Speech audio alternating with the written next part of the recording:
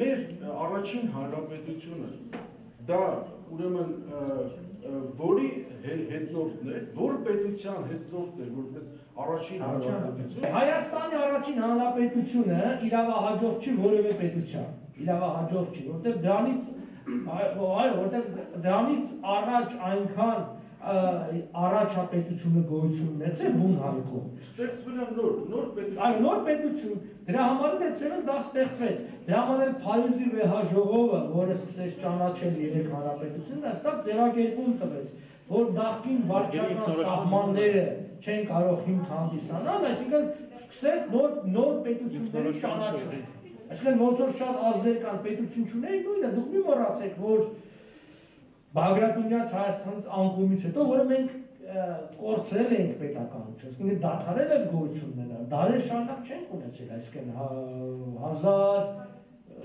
1045 անուն գրավվեց 64-ից հետո